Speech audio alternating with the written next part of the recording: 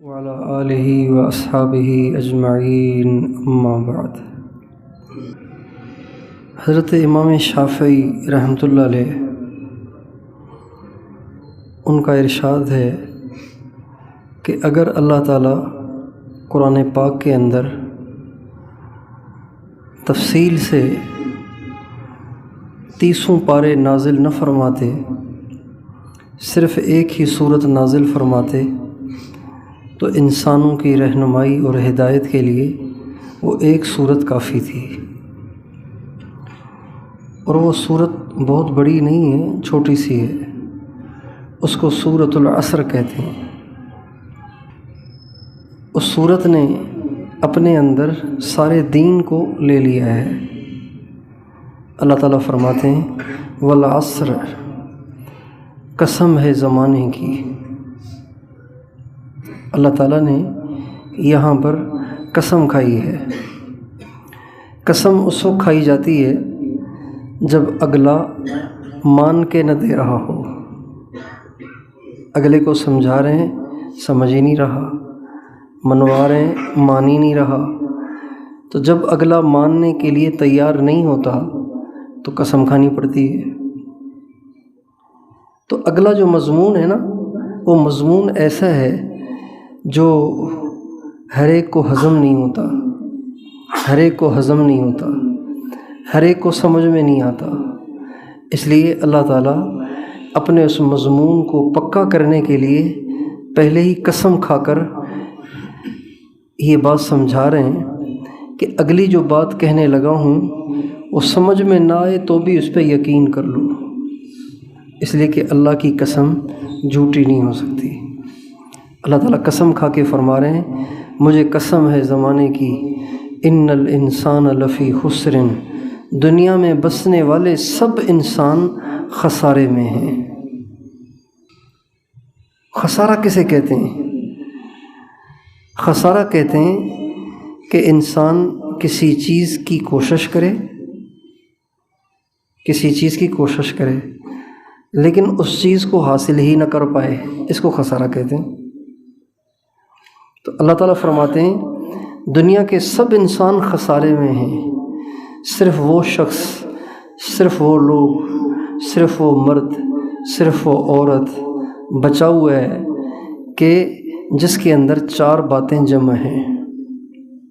4 باتیں، جس میں 4 باتیں ہیں وہ خسارے میں نہیں ہے، جس میں 4 نہیں ہیں وہ خسارے میں ہیں، جس میں 3 ہیں وہ بھی خسارے میں ہیں، جس میں 2 ہیں وہ بھی خسارے میں ہیں، جس میں ہے ہی 1 وہ بھی خسارے میں ہے۔ 4 چیزیں، ان کی تفصیل اللہ تعالیٰ فرماتے ہیں الا الذین آمنوا، سب سے پہلے تو ان کو مسلمان ہونا چاہیے۔ اگر خسارے سے نکلنا ہے سب سے پہلا کام آپ مسلمان بنیں۔ کافر کامیاب نہیں ہے، چاہے کافروں کی سڑکیں اچھی ہوں، چاہے کافروں کی ٹیکنالوجی بڑی عالیشان ہو، چاہے کافروں کا سکہ اور ان کی کرنسی بہت آسمان پہ اڑ رہی ہو، اور چاہے دنیا جہاں کی دولت ان کے پاس ہو، لیکن وہ خسارے میں ہیں۔ اللہ کہہ رہے ہیں خسارے سے نکلنا ہے تو پہلا کام اسلام کے دائرے میں آؤ، مسلمان بن جاؤ، ایک کام۔ لیکن صرف مسلمان ہونے سے بھی خسارے سے انسان نہیں نکلتا جب تک کہ 3 کام اور نہ کرے۔ وہ کیا؟ وَعَمِلُوا الصَّالِحَاتِ، آپ کے جسم سے جو اعمال نکلیں وہ اچھے ہوں، برے نہ ہوں۔ کوئی عمل آپ کے جسم سے ایسا صادر نہ ہو کہ جس سے اللہ ناراض ہوتا ہے، سارے وہ کام ہوں جن سے اللہ راضی ہوتا ہے۔ جیسے مثلا نماز ہے، ذکر ہے، تلاوت ہے، ماں باپ کی خدمت ہے، پڑوسی کے ساتھ حسن سلوک ہے، ہر مسلمان کے ساتھ حسن سلوک، ہر انسان کے ساتھ حسن سلوک، یہ سارے اعمال صالحہ ہیں۔ کسی کا حق نہ کھانا، کسی کا دل نہ دکھانا، کسی کی دل آزاری نہ کرنا، سب کے ساتھ اچھا برتاؤ کرنا، اچھا سلوک کرنا، یہاں تک کہ جانوروں کے ساتھ بھی اچھا سلوک کرنا، جانوروں کے ساتھ۔ بخاری شریف میں نبی کریم صلی اللہ علیہ وسلم کی ایک حدیث منقول ہے۔ آپ علیہ السلام فرماتے ہیں بنی اسرائیل کے اندر ایک عورت تھی، بڑی عبادت گزار تھی، اور ایک بلی اس کا دودھ پی جاتی تھی تو وہ تنگ آ گئی۔ ایک دن اس نے اس کو پکڑا، مشکل سے پکڑا اور اس کو باندھ دیا۔ 3 دن اس کو باندھے رکھا، نہ اس کو کھانا دیا نہ اس کو پانی دیا، یہاں تک کہ بھوک کی وجہ سے وہ مر گئی۔ اور یہ عورت کیسی تھی؟ اپنی ذات میں بڑی عبادت گزار تھی، بڑی اللہ والی تھی، بڑی پاک باز اور بڑی عفت مآب تھی، لیکن جب وہ مر گئی، جب اس کا انتقال ہوا، اللہ کے سامنے وہ پیش ہوئی، تو اللہ تعالیٰ نے اس کی ساری عبادتوں کو مردود کر کے اس کو جہنم میں ڈال دیا، اس لیے کہ اس نے اللہ کی ایک بلی کو ستایا۔ تو عمل الصالحات کا مطلب یہ ہے کہ کسی کے ساتھ آپ کا سلوک برا نہیں ہونا چاہیے، چاہے وہ غریب ہو، چاہے وہ نوکر ہو، چاہے وہ ملازم ہو، سب کے ساتھ اچھا سلوک ہو۔ اور تیسری چیز جو کامیابی کے لیے ضروری ہے، خسارے سے نکلنے کے لیے ضروری ہے، وہ ہے وتواصوا بالحق، کہ آپ خود بھی نیک راستے پہ چل رہے ہوں، اوروں کو بھی نیک راستے کی دعوت دے رہے ہوں، اوروں کو بھی نیک راستے کی طرف بلا رہے ہوں۔ آپ تو نماز بھی پڑھ رہے ہیں، برائی سے بھی بچ رہے ہیں، زکوٰۃ بھی دے رہے ہیں، روزے بھی رکھ رہے ہیں، لیکن آپ کے گھر میں ہی دین نہیں ہے، آپ کے پڑوس میں نہیں ہے، آپ کی نسل میں نہیں ہے، اولاد میں نہیں ہے، رشتہ داروں میں نہیں ہے، آپ کے ماحول میں نہیں ہے، تو اس سے آپ بری ذمہ نہیں ہیں، بلکہ آپ کی ذمہ داری ہے کہ اوروں کو بھی دعوت دیں۔ یہ تیسری چیز خسارے سے نکلنے کے لیے۔ اور چوتھی چیز وتواصوا بالصبر، اور اوروں کو بھی صبر کی تلقین کریں، خود بھی صبر کریں۔ صبر کے 2 مطلب ہیں، صبر کے مطلب 2 ہیں۔ ایک صبر یہ ہے کہ اپنے آپ کو برائی سے روکے رکھیں، صبر کریں۔ دل کر رہا ہے کہ کوئی عورت گزر رہی ہے اس کو دیکھوں، نہیں، صبر کر لیں۔ دل کر رہا ہے تنخواہ تھوڑی ہے، اس سے بچوں کی خواہشات پوری نہیں ہوتی، بجلی کا بل ادا نہیں ہوتا، گیس کا بل ادا نہیں ہوتا، بچوں کی فیس نہیں نکلتی، لہٰذا دل کر رہا ہے کہ میں بھی حرام طریقے سے پیسہ کماؤں، رشوت لوں، سود پہ کاروبار کروں، اور ملازمت کہیں اور کام کاج کہیں، اور بلا ڈیوٹی تنخواہیں لیتے رہیں۔ دل تو میرا بھی کر رہا ہے، لیکن صبر کرنا، روکھی سوکھی کھا کر حلال پہ گزارا کرنا، پراٹھے کی قربانی دینا، انڈے کی قربانی دینا، اور ایئر کنڈیشن کی قربانی دینا، پنکھے کے نیچے گزارا کرنا، اس کو بھی صبر کہتے ہیں۔ اپنے آپ کو برائی سے روکنا، صبر کرنا، ایک صبر یہ ہے۔ اور دوسرا صبر یہ ہے کہ دنیا دکھوں اور سکھوں کی ملی جلی دنیا ہے، یہاں دکھ بھی آتے ہیں، سکھ بھی آتے ہیں۔ اللہ پاک کی طرف سے دکھ آئے صبر، فاویلا نہیں، صبر، چپ۔ اللہ پاک کی طرف سے تکلیف آئے تو واویلا نہیں، صبر۔ کہتے ہیں ایک دفعہ سلطان محمود غزنوی، نہیں کوئی اور بادشاہ تھے، اس بادشاہ نے اپنے غلام کو بلایا اور کوئی کڑوی چیز تھی وہ اس کو کھلائی۔